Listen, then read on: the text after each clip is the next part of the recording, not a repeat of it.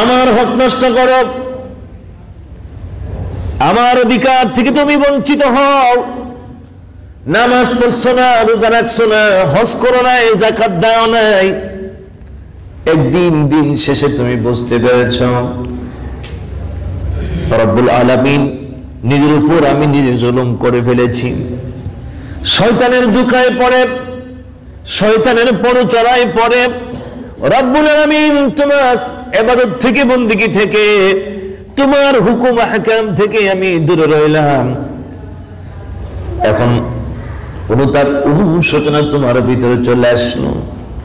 আমার আল্লাহ বলেন, হাবিব এই বান্দা বান্দীগুলোকে আপনি বলে দিন, কুল ইয়া ইবাদিয়াল্লাযীনা আসরাফু আলা আনফুসিহিম লা তাকনাতু মির রাহমাতিল্লাহ।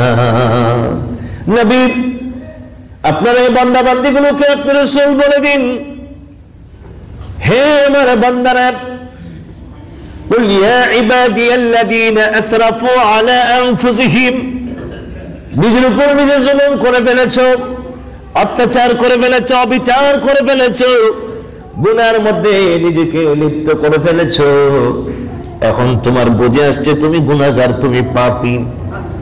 আমার আল্লাহ বলেন, হাবিব তাদেরকে বলে দিন, লা তাকনাতু মির রাহমাতিল্লাহ, তারা যেন আল্লাহর রহমত থেকে নয়রাশ না হয়।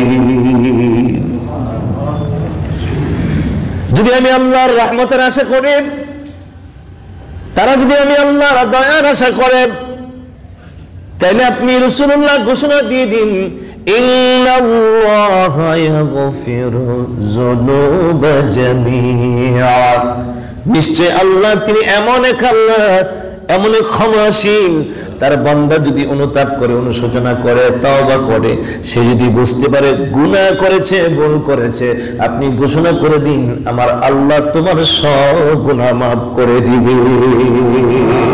ইন্নাল্লাহা ইয়াগফিরু যুনুবা জামিআ, বান্দার যত গুনাহ আছে, জামিয়া বলা হয়েছে, যুনুব এবং জামি জমা, এমন জমা বহু গুনাহ এবং সমস্ত জীবনের অপরাধ, জুনুব এবং জামিয়া, জানবুনের জমা জুনুব, জামিয়া মানে সব।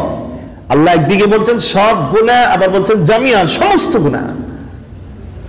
আল্লাহ বলেন, হাবিব শুধু যদি তারা আমার রহমত থেকে নয়রাশ না হয়, আমি আল্লাহর দয়ার কামনা করে, তাহলে একটু ঘোষণা দিয়ে দিন, আমি আল্লাহ তাদেরকে ক্ষমা করে দিব। সুবহানাল্লাহ। কিন্তু এক ব্যাপার আমার আল্লাহ বলেন, না, তোদের সব গুনাহ যদিও আমি আল্লাহ ক্ষমা করি, কিন্তু কিছু গুনাহ আমি আল্লাহ ক্ষমা করব না। ও আল্লাহ, তোমার কি ক্ষমতা নাই ক্ষমা করার? আল্লাহ বলেন, ক্ষমতা আছে, আমার ক্ষমতা আছে, কিন্তু আমি আল্লাহ ক্ষমা করব না, আমি আল্লাহ মাফ করব না। কেন? এটা আমার অধিকার নয়, এটা আমার বান্দার অধিকার। আমার বান্দার হক নষ্ট করেছস, আমার বান্দার অধিকার থেকে বঞ্চিত করেছস, সুতরাং আমি আল্লাহ, আমার বান্দা যতক্ষণ পর্যন্ত ক্ষমা না করবে, আমি আল্লাহ তোকে ক্ষমা করব না। যেরকম সুবহানাল্লাহ।